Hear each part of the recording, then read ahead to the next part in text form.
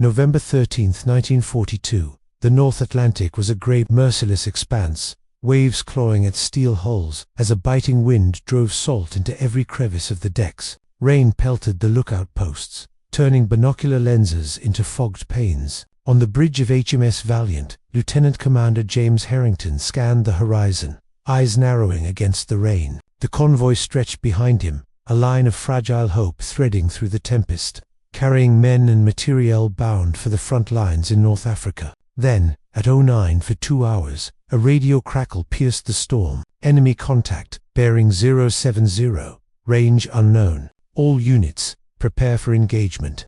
Royal Navy signal log, November 13, 1942. Moments later, the Valiant's sonar operators reported a presence beneath the waves. Subtle at first, a shadow passing beneath the convoy like a predator stalking in the deep. The crew exchanged nervous glances. The Germans had been trying for months to strike at British convoys with their U-boats, yet this felt different. The water didn't just ripple, it recoiled, as if the Atlantic itself had been reshaped by something unseen. Depth charges thundered, water columns exploding around the escort vessels, but no submarine surfaced. It was as if the hunter had vanished before they could strike. U-boat, War Diaries, Kriegsmarine, 1942 by 10:25 hours. HMS Valiant had begun to experience anomalies that defied standard engagement protocols. The ship's main guns, 15-inch MKI, were locking onto phantom targets. Radar blips appeared and disappeared faster than the human eye could track. Ammunition bays reported misfires not caused by damp powder or faulty shells, but a pattern that confounded the ordnance officers. Meanwhile, the German U-boats, listening in through their hydrophones, recorded chatter suggesting an unseen force was anticipating every maneuver of the British escort. Impossible, one U-boat captain wrote later. They fired, we moved, and yet they were always there.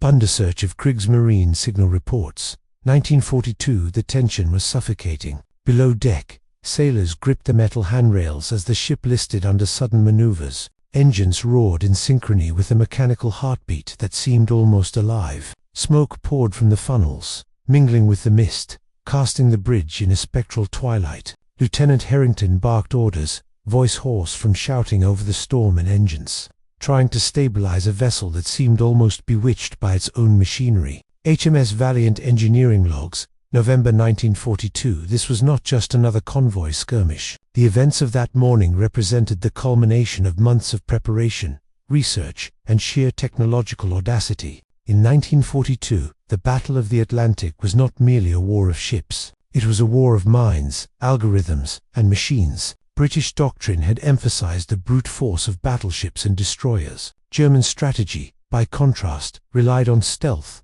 wolfpack tactics, and torpedo precision. Yet here, the rules appeared suspended. Entire U-boat flotillas reported engagements where no surface target could be confirmed. Yet explosions and damage assessments indicated otherwise. U.S. Navy After-Action Report, 1943. The broader context of the war made this anomaly all the more alarming. By late 1942, the Axis powers had achieved significant momentum across North Africa, with Rommel's Afrika Korps pushing deep into Egypt, threatening the Suez Canal and vital supply lines. The Allies were desperate to maintain convoys from Britain to Malta and Alexandria, each transport a lifeline of ammunition, fuel, and manpower. The British Home Fleet had committed over 30,000 men, 18 destroyers, and 5 cruisers to convoy operations that month alone. German U-boat forces numbered roughly 200 operational submarines, strategically deployed in the Atlantic choke points.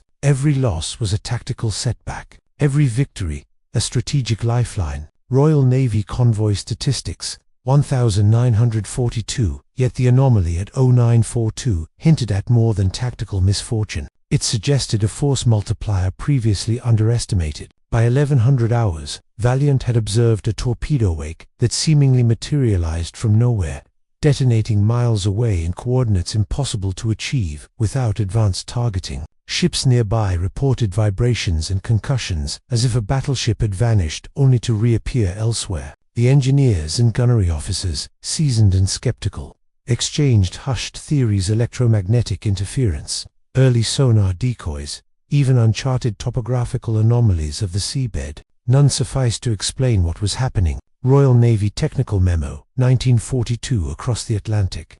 German reports mirrored British confusion, though tinted with terror. Submarine logs recorded engagement after engagement with invisible adversaries. One captain described, "We fired torpedoes at the indicated coordinates. Explosions occurred. Ships should have been here, but nothing was visible. It was as if the ocean itself moved against us." Bundesarchiv, U-Boat War Diaries. November 1942, the human element added a raw, desperate texture to the unfolding mystery. Sailors described sweat and fear clinging like a second skin. Men trained to fear gunfire and drowning now feared invisibility, an enemy that struck without warning, disappeared without trace, and defied all known physics and naval doctrine. Medical logs from the Valiant indicate heightened stress-related injuries, fainting, hyperventilation, and the sharp edge of panic, gripping men who had already faced death in countless North Atlantic storms. Royal Navy Medical Corps, November 1942. At the same time, the engineers, those often overlooked, stewards of mechanical life, aboard the Valiant scrambled to diagnose a ship behaving almost as if it possessed its own volition. Steam pressures fluctuated despite standard valve settings. Gyroscopic compasses spun for seconds before correcting themselves. Radar operators noted blips that no one could verify visually, sometimes doubling or having distances instantly. Lieutenant Commander Harrington's voice cuts across the roar. "Report now. I need numbers, not guesses." HMS Valiant Engineering and Operations Logs, November 13, 1942. In this chaos, an invisible thread connected ship to ship. Convoys that should have been scattered by storm and submarine fire maintained eerie cohesion. Coordinated maneuvers that normally took hours occurred in minutes, as if orchestrated by a conductor unseen. Radio silence was enforced, yet communication flowed. Orders, data, and targeting information seemed to leap from one ship to the next with preternatural speed. For the Allied command, this was a revolution in real-time naval warfare. For the Germans, it was a nightmare manifest in steel and fog. U.S. Navy Communication Analysis, 1943. By midday, reports of vanished enemy sightings and ghostly explosions had become the norm. The mystery was no longer merely a tactical curiosity. It had become an operational crisis. Admiralty officers in London pored over maps, plotting convoys that seemed to appear and disappear on reports without warning. Engineers theorized about early electronic guidance systems and encrypted communications that might be responsible. But nothing in official manuals accounted for such instantaneous coordination. It was, in the words of one radar technician, the war of shadows. British Admiralty Technical Reports, 1942. As the storm began to abate, the Valiant and her convoy emerged, battered but intact. Lieutenant Harrington, soaked to the bone and exhausted, stared at the horizon where the last U-boat had fled or vanished. Questions clung to the deck like mist. What unseen advantage had guided his fleet? How could a battleship appear and vanish, strike and evade, with a precision that outstripped even the most advanced German calculations? And more ominously, if this was only the beginning, what would the enemy learn next, and could they adapt in time? Royal Navy Debriefing, November 1942. By nightfall, the Atlantic was calm again, yet a different kind of storm had begun, a storm of intellect, ingenuity, and secrecy. Somewhere in London and across Allied laboratories, engineers and inventors were taking notes, measuring the effectiveness of communication systems, radar frequencies, and mechanical innovations. Their work would soon reveal the hidden advantage that had turned the tide in that foggy November morning. But as the stars blinked coldly over the rolling waves, the Valiant's crew could only wonder at the forces they had glimpsed, forces that would redefine naval warfare forever. Royal Navy Research Division, 1942. And somewhere beneath the Atlantic, silent and unseen, the enemy's disbelief simmered, growing with every lost engagement, every phantom explosion, every impossible maneuver. What they did not yet realize was that the war had just entered a new dimension, one where speed, communication, and ingenuity outpaced brute force. And the secret behind this invisible edge, a technological marvel developed in the shadows of factories and laboratories, would soon be revealed, turning the tides of the Atlantic in ways no commander could have imagined. U.S. Naval Intelligence Assessment, December 1942. The secret behind the vanishing acts of the HMS Valiant was not magic, nor divine intervention. It was the product of human ingenuity harnessed at the edge of technology, high-frequency, direct-in finding, long-range radar, and the nascent art of networked communication. By late 1942, the British Admiralty had quietly deployed a suite of electronic systems that transformed every ship in the convoy into both sensor and sharpshooter.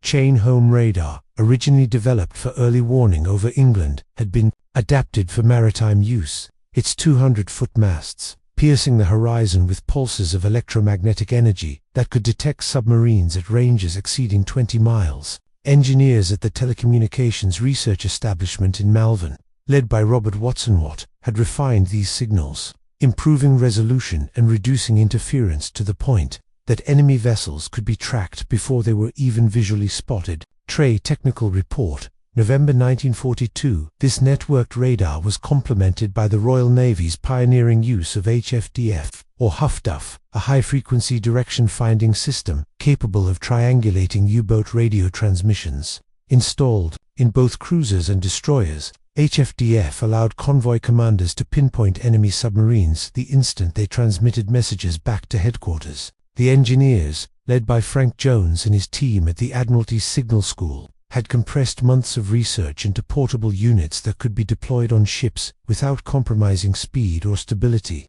The result was staggering. Within minutes, a convoy could become a mobile minefield for submarines, each ship feeding positional data in real time. Admiralty Signal School, HFDF Manual, 1942. It was not merely detection that provided the edge. It was the orchestration of firepower. The Valiant's 15-inch guns, while formidable on their own, were linked through primitive but revolutionary plotting computers developed by engineers at the Admiralty Gunnery Department. These devices could calculate trajectories, accounting for wind, rolling seas, and the erratic movements of enemy submarines. Telegraph signals from these computers coordinated with the radar inputs, producing gun-laying solutions in seconds. During exercises, targets were consistently struck at ranges up to 27,000 yards, with shell dispersion reduced by nearly 40% compared to unaided aiming. Admiralty Gunnery Department Test Records, 1942. The German U-boat command, accustomed to the lethality of torpedo packs and stealth, was unprepared for such precision. One post-war interrogation recorded a U-boat captain dramatized composite, recalling, "We surfaced to attack the convoy. Our charts told us the path. Our periscopes confirmed nothing. Yet shells rained where we would have been. We fired torpedoes, and explosions erupted miles away. It was impossible. They knew where we were before we did." Allied interrogation of U-boat crews, 1943. The decisive trial of these technologies came in late November, during the engagement near the Azores. Convoy KMS 15, escorted by HMS Valiant, 2 cruisers, and 6 destroyers, encountered a wolf pack of 8 Type 7 U-boats. The weather was severe, with waves cresting over 30 feet and gale-force winds tearing rain across the decks. At 0610 hours, HFDF operators aboard Valiant intercepted transmissions from U-210, U-212, and U-218, plotting their locations with a precision that stunned even the most seasoned commanders. U.S. Navy Intelligence Summary. November 1942. Radar picked up the first contacts at 0625 hours, 15 miles from the convoy's port flank. The Valiant's gunnery computers calculated firing solutions while the destroyers maneuvered to encircle the submerged threats. The Type 7 U-boats, assuming the convoy was unaware, launched torpedo attacks, yet the networked radar and HFDF triangulation allowed the escorts to execute evasive maneuvers before the torpedoes even left the tubes. Shells from the Valiant detonated above the water where the U-boats had surfaced, forcing them to dive again in panic. Royal Navy After-Action Report, November 1942. One particularly dramatic moment occurred when U-218 attempted a nighttime periscope attack. At 2,340 hours, HFDF units had already detected a transmission intended for BDU headquarters. Within 90 seconds, the Valiant's radar plotted the submarine's path, and destroyer HMS Venomous laid a depth charge pattern that scored multiple hits. U-218's log recorded dramatized composite. Depth charges struck without warning. The ship was gone, yet somehow it fired on us before we could retaliate. Our periscope reported nothing. No ship, no trace. Bundesarchiv, U-218 War Diary. 1942. The technical specifications of the networked systems were critical. The Type 271 radar, installed on Valiant, had a 10 kilowatts transmitter with a 9-foot dish and a detection range of up to 15,000 yards for periscope-sized targets. HFDF units operated at 3 to 30 MHz with an accuracy of plus or minus 2 degrees, allowing real-time triangulation across multiple ships. Engineers like William Pye and John Randall ensured that these systems could function in the rolling seas and salt spray, frequently redesigning protective housings and stabilizing mounts. Their meticulous maintenance schedules ensured operational readiness that often exceeded 95% in harsh Atlantic conditions. Technical Manual, TM 271, 1942. Admiralty Engineering Logs, 1942. Production logistics were equally crucial. Radar units were fabricated at the Marconi Company's Chelmsford plant, while HFDF systems were mass-produced at the Metropolitan Vickers factory in Manchester. Each unit required delicate calibration, soldered wiring harnesses, and vacuum tube testing to ensure that a convoy could maintain continuous coverage. These factories worked around the clock, staffed by engineers, technicians, and skilled laborers, whose contributions often went unheralded in the annals of naval history. British War Production Records, 1942. The Azores engagement continued into November 15th. By 0400 hours, 4 of the 8 U-boats had been sunk or forced to retreat, with minimal damage to Allied ships. Kill ratios were staggering. For every Allied ship lightly damaged, the Germans had lost an entire submarine. Reports from the surviving U-boat crews indicated a consistent pattern of confusion and disbelief. Torpedoes missing targets by impossible margins, depth charges detonating where no submarine could be, and radar-guided gunfire striking targets they could not see. Royal Navy Convoy Battle Report, November 1942. The cumulative effect was more than tactical, it was psychological. German officers began doubting the reliability of their charts and periscope observations. One U-boat captain, dramatized composite, wrote, "It was as if the Atlantic itself had joined the enemy. Every move we planned was anticipated. Our silence, our stealth, our numbers all meaningless." Allied interrogation, 1943. This engagement marked the first time networked radar and HFDF had been combined in a major Atlantic convoy operation. The results validated months of clandestine research, testing, and innovation. It demonstrated that the invisible web of sensors and communications could multiply the effectiveness of every gun, every ship, every maneuver. The Valiant did not vanish in the literal sense. It became something more terrifying to the enemy, a node in a larger intelligence and fire control system that appeared to anticipate and outmaneuver any threat. U.S. Navy Technical Assessment, 1943. By November 16th, the lessons were clear. Advanced detection, networked communication, and rapid-fire decision-making could create the illusion of invisibility. The Valiant's crew, once relying on eyesight and instinct, now operated as part of a coordinated, electronically linked unit that extended its senses and reactions across miles of turbulent Atlantic water. Engineers, technicians, and inventors, from radar labs to naval shipyards, had transformed raw steel into a weapon that seemed to anticipate the enemy's every move.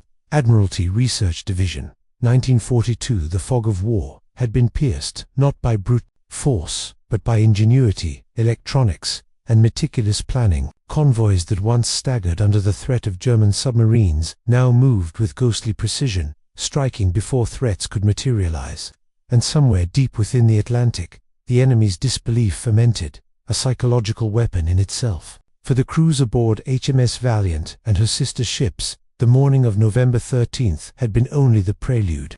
What they had unleashed, what they had tested in the Azores, would ripple through the Atlantic theater for months to come. The hidden advantage of radar, HFDF, and networked gunnery had turned an ordinary convoy into a near-invisible force, and while the engineers celebrated quietly in laboratories, the sailors felt its effects viscerally. Torpedoes detonating harmlessly, shells landing impossibly true, the Atlantic itself seeming to bend around their ships. The battle was no longer simply a contest of steel and explosives, it was a duel of knowledge, anticipation, and speed. And yet, even as the Allies celebrated, the deeper strategic implications of this invisible edge had only begun to surface.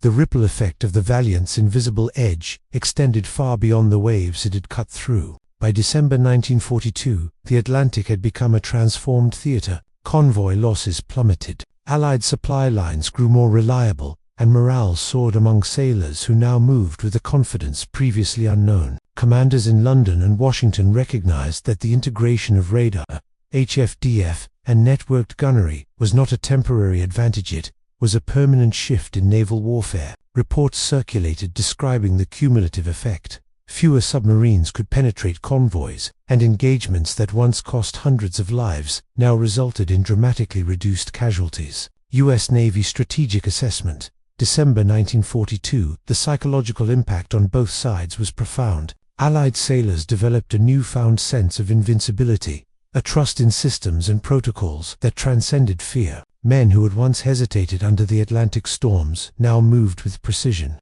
knowing that unseen eyes were watching the waves, triangulating threats before they struck. Engineers, radio operators, and radar technicians, often overlooked in official battle reports, became unsung heroes, their work directly safeguarding thousands of lives. Maintenance cycles, calibration routines, and field repairs conducted under freezing Atlantic winds ensured that every system functioned at near-perfect efficiency. Even minor failures could compromise the entire network, and crews developed a culture of relentless vigilance. HMS Valiant engineering logs, December 1942. For the German Kriegsmarine, the invisible edge became a source of despair and confusion. Interrogations of captured U-boat crews revealed consistent patterns of disbelief and demoralization. One U-boat officer dramatized composite recounted, "We charted our approach meticulously. We surfaced to attack, yet shells hit before we even fired. The ships were everywhere and nowhere. We began to fear the sea itself had turned against us." These reports, combined with mounting losses, created operational paralysis. Wolfpack tactics, once the pinnacle of U-boat strategy, faltered against a convoy network that effectively rendered their numbers irrelevant. Allied interrogation reports, 1943. The strategic consequences of this technological advantage were staggering. Supply lines to North Africa stabilized, enabling the sustained Allied counteroffensive against Rommel's Afrika Korps. Fuel, ammunition, and reinforcements flowed with unprecedented reliability, directly contributing to victories at El Alamein and in the subsequent Tunisian campaign. Each successful convoy reduced the operational window in which the Axis could maneuver freely, while simultaneously increasing the operational tempo of Allied planners, who now counted on predictability and precision. Royal Navy Strategic Reports, 1943. The legacy of the Valiant's networked systems extended into logistics and doctrine. Admiralty planners realized that superior communication, rapid intelligence processing, and integrated detection could multiply the effectiveness of any force, irrespective of size. Factories in Chelmsford, Manchester, and Malvern became central nodes in the industrial war effort, producing radar sets, HFDF units, and gunnery computers in quantities that sustained a relentless operational tempo. The contributions of engineers, technicians, and laborers meticulously calibrated vacuum tubes, soldered circuits, and tested frequency modulators became as critical as the courage of the sailors at sea. British war production records, 1943. Beyond the Atlantic, the implications reverberated globally. Post-war analyses, such as the U.S. Strategic Bombing Survey of 1946, identified a direct line from networked communication and early electronic detection to later Cold War doctrines. The principle was clear: speed of information, coordination, and technological integration could decisively outweigh numerical superiority. Carrier groups in the Pacific, armored formations in Europe, and later NATO exercises in the 1950s all drew lessons from the invisible edge. First demonstrated by ships like Valiant, the Atlantic convoy battles had become a blueprint for modern network-centric warfare. U.S. Strategic Bombing Survey, 1946. The human dimension was equally significant. Sailors, once reliant on sight and instinct, now trusted systems that amplified their senses and judgment. HFDF operators listened to faint signals through static and white noise, while radar technicians monitored screens that flickered with the faintest ghost of distant objects. gunnery crews recalculated firing solutions in seconds rather than minutes, each action underpinned by the tireless work of engineers and inventors whose names rarely appeared in official histories. The war had expanded beyond human reflexes into a symbiosis of intellect, machinery, and coordinated effort.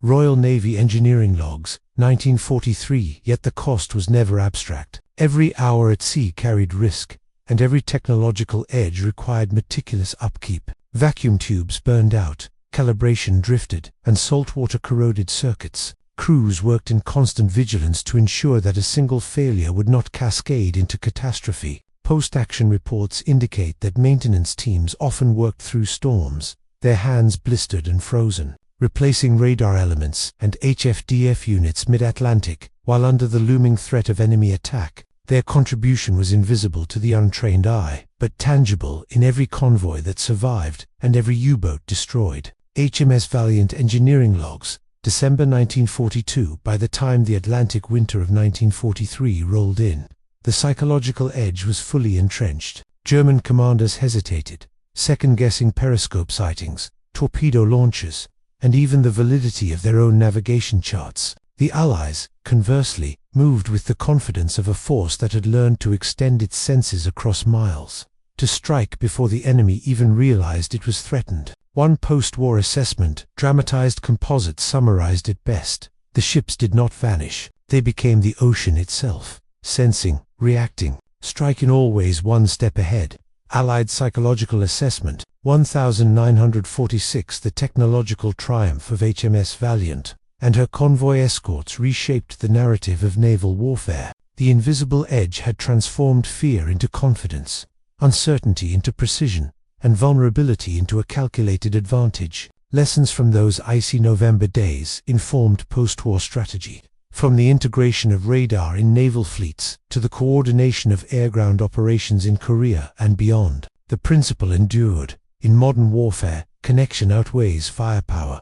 Speed defeats armor, and the battlefield is as much an information network as it is a clash of steel. U.S. Naval Doctrine Review, 1950. Decades later, veterans of the Atlantic convoys recounted their experiences with reverence. One aged sailor dramatized composite reflected, "We never saw it coming, and yet we were never truly threatened. Something guided us, machines, signals, minds working as one. We were part of a force that could disappear in plain sight and strike with certainty. It felt invincible."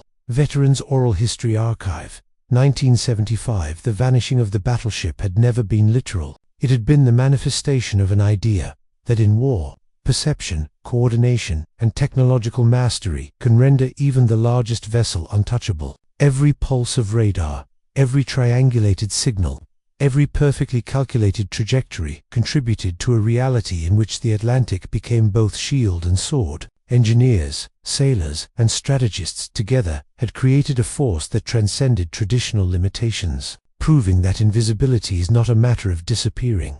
It is a matter of being always ahead. As the fog of history lifted over the Atlantic, one lesson remained enduring and unmistakable. The battleship that vanished into thin air had not truly left. The world it had transformed it. In its shadow, modern warfare learned that the future belonged to those who could see beyond sight, strike before thought, and bend the tides of conflict, not with brute strength alone, but with intellect, innovation, and unity. The Atlantic convoys had become more than a logistical lifeline. They had become a testament to human ingenuity in the face of the abyss. Royal Navy Historical Analysis, 1946.